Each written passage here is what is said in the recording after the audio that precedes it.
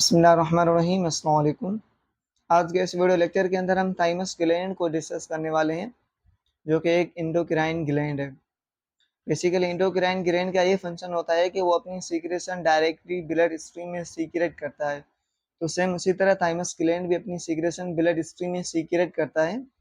इसके अलावा कौन से हार्मोन सीक्रेट करता है और उन हार्मोन्स का क्या फंक्शन है, तो स्टार्ट करते हैं। इसमें क्या है कि thymus gland pinkish grey colour का होता है और इसमें इरेगुलर शेप के कुछ लोब्स होते हैं, दो लोब्स होते हैं, सही है। उन लोब्स के अंदर फिर स्मॉल बम्स होते हैं, जिन्हें हम मजीद लोब्यूल्स के नाम से जानते हैं, सही है। तो बेसिकली यही वो लोब्यूल्स हैं जो कि हार्मोन सीक्रेट कर रहे होते हैं।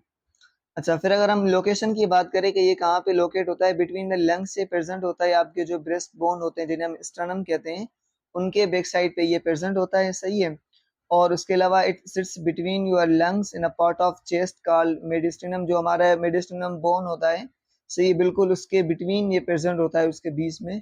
Your thymus is just in front end above your heart. उसके अलावा ये कह रहा है कि आपका जो थाइमस ग्लैंड है वो in front end above the heart present होता है, सही है। मतलब हार्ट के ऊपर जो, उसके अलावा जो थायराइड ग्लैंड है उसके नीचे ये प्रेजेंट होता है। बेसिकली इसकी यही एग्जिट लोकेशन है। अच्छा, फिर अगर हम रोल की बात करें कि थाइमस ग्लैंड का क्या फंक्शन होता है, तो बेसिकली जो थाइमस ग्लैंड का फंक्शन है वो हमारे इम्यूनिटी में फंक्शन कर रहा होता है ये। और इसके अलावा एंडोक्राइन सिस्टम में कुछ हार्मोन सीक्रेट करता है। तो सबसे पहले एंडोक्राइन सिस्टम को देख लेते हैं, उसके बाद कौन से हार्मोन सीक्रेट करता है वो भी देख लेंगे हम। Your thymus play a role in the lymphatic system that make special white cells called T cells। अच्छा, मतलब ये कह रहा है कि थाइमस ग्लैंड एक स्पेशल रोल प्ले कर रहा होता है लिम्फेटिक सिस्टम में, जिसमें मेनली ये व्हाइट ब्लड सेल्स मतलब प्रोड्यूस करता है, या फिर ऐसा कहें कि वहाँ पे मेच्योर होते हैं। बेसिकली हमारे बॉडी के जितने सारे सेल्स होते हैं वो बोन मेरो के अंदर मतलब बन रहे होते हैं, सही है। तो जब भी बोन मेरो के अंदर सेल बनते हैं तो उन्हें हम स्टेम सेल कहते हैं, जिन्हें प्रीमेच्योर सेल होते हैं ना, तो उन्हें हम स्टेम सेल कहते हैं। तो हमारे बॉडी को जब भी किसी सेल की नीड होती है तो वो स्टेम सेल उसी सेल में कन्वर्ट हो जाता है। जैसे अगर हमारे बॉडी को आरबीसीज की जरूरत है तो वो स्टेम सेल आरबीसीज में कन्वर्ट हो जाएगा। फिर अगर हमारे बॉडी को डब्ल्यूबीसी की जरूरत है तो वो स्टेम सेल डब्ल्यूबीसी में कन्वर्ट हो जाएगा। फिर अगर प्लेटिलेट की जरूरत है तो वो स्टेम सेल उस प्लेटिलेट में कन्वर्ट हो जाता है। तो सिंपली ये सिस्टम इसी तरह चलता है।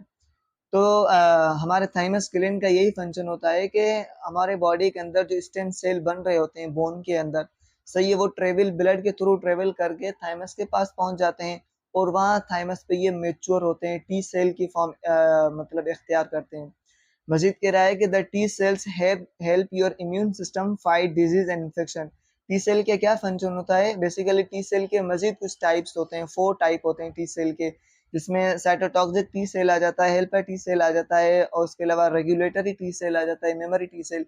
ये हम इंशाल्लाह जब इम्यून सिस्टम पढ़ेंगे तो उसमें हम ये मजीद डिटेल से डिस्कस करेंगे। लेकिन यहाँ पे आपने सिर्फ यही चीज देखनी है कि टी सेल हमारे बॉडी को जो है ना, हमारे बॉडी की इम्यूनिटी को स्ट्रॉन्ग करते हैं, और इसके अलावा हमें डिजीज और किसी इन्फेक्शन से बचाते हैं। सिंपली यहाँ तक अभी आपने याद करना है। व्हाइट सेल, जिन्हें हम लिम्फोसाइट भी कहते हैं, travel from your bone marrow to your thymus. Simply वही बात है जो मैंने कहा कि व्हाइट सेल जो है ना वो ट्रेवल करते हैं ब्लड के थ्रू थाइमस तक। द लिम्फोसाइट यानी कि WBC mature and become specialised T cell in your thymus.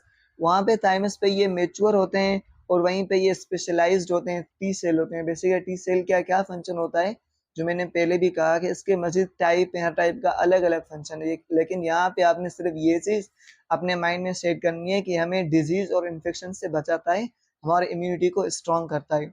और इसके अलावा अगर हम डब्ल्यूबीसीज की बात करें तो डब्ल्यूबीसीज को भी मजीद क्लासीफाई किया गया है बहुत सारे सेल्स में, जिसमें ग्रेनुलोसाइट है, मोनोसाइट है, लिम्फोसाइट है। तो लिम्फोसाइट का भी एक और टी लिम्फोसाइट, जहाँ पे ये हमारा थाइमस ग्लैंड वर्क कर रहा होता है। बाकी सेल जो है ना डब्ल्यूबीसीज को भी मजीद जो है ना क्लासीफाई किया गया, जो हम इंशाल्लाह जब इम्यूनिटी यूनिट पढ़ेंगे तो उसमें इन सारों की डिटेल से पढ़ेंगे और हर एक का अलग अलग फंक्शन को जानेंगे।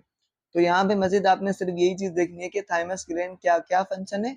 क्या फंक्शन है थाइमस ग्लैंड का लिम्फेटिक सिस्टम में, ये फंक्शन है कि वो हमारे टी सेल को मेच्योर बनाता है। और टी सेल के क्या फंक्शन, ये हमारे इम्यूनिटी को स्ट्रॉन्ग करता है, हमें डिजीज से और इन्फेक्शन से बचाता है, सही है। Role of thymus gland. अच्छा, फिर अगर हम थाइमस ग्लैंड के रोल के देखें कि वो इंडोक्राइन किस तरह अपने रोल फंक्शन परफॉर्म करता है। Your thymus gland is also part of your endocrine system. उसके साथ साथ ये हमारे थाइमस ग्लैंड मतलब इंडोक्राइन सिस्टम का भी मतलब पार्ट है। Your endocrine system make and release hormone. Endocrine system basically hormone release करता है, प्रोड्यूस करता है hormone that control the function of our body, जो कि हमारे पूरे बॉडी के जो फंक्शन होते हैं उनको कंट्रोल कर रहा होता है, उनको बैलेंस में ला रहा होता है। सही है। तो इसमें देखते हैं कि thymus gland as a endocrine कौन कौन से हार्मोन सीक्रेट करता है और उन हार्मोन्स का क्या फंक्शन होता है। तो सबसे पहले जो फर्स्ट हार्मोन ये थाइमस ग्लैंड रिलीज करता है उनमें थायोपोएटिन हार्मोन है। इसका क्या फंक्शन है, fuels the production of T cell and tell the pituitary gland to release hormone. मतलब ये टी सेल की प्रोडक्शन करवाता है, प्रोडक्शन को बढ़ाता है थाइमोपोएटिन हार्मोन। मतलब ये पिट्यूटरी ग्लैंड को उसके साथ साथ क्या and tell the pituitary gland to release hormone, उसके साथ साथ ये पिट्यूटरी ग्लैंड को हमें स्टिमुलेट कर रहा होता है कि आपने थायरोपिन हार्मोन रिलीज करना, क्योंकि बॉडी के अंदर टी सेल की प्रोडक्शन को बढ़ाना है। सही है। तो थायरोपिन बेसिकली यही काम कर रहा होता है, प्रोडक्शन को इंक्रीज करवा रहा होता है, टी सेल की प्रोडक्शन को इंक्रीज करवाता है। उसके अलावा थाइमोसिन एंड थाइमोलिन ये भी दो हार्मोन है, इनका क्या फंक्शन है, help make specialised type of T cell. इनका भी बेसिकली टी सेल के ऊपर ही मेन रोल ये भी प्ले कर रहे होते हैं कि मतलब आपके जो टी सेल इनको स्पेशलाइज करते हैं, उनको मेच्योर करते हैं। सही है। ताकि वो अच्छी तरह से अपने फंक्शन परफॉर्म करें, हमारे बॉडी की इम्यूनिटी को स्ट्रॉन्ग करें, हमें डिजीज से या फिर इन्फेक्शन से बचाए। उसके अलावा जो थर्ड हार्मोन है वो थायमिक हार्मोनल फैक्टर है। ये क्या करवाता है, keep your immune system working properly.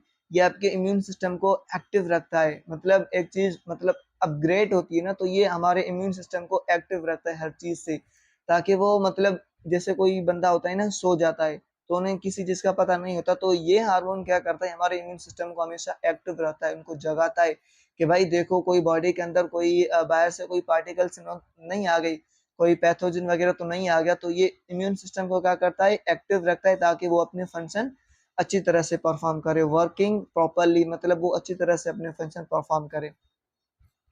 अच्छा, उसके बाद कह रहा है कि during what is the thymus gland most active.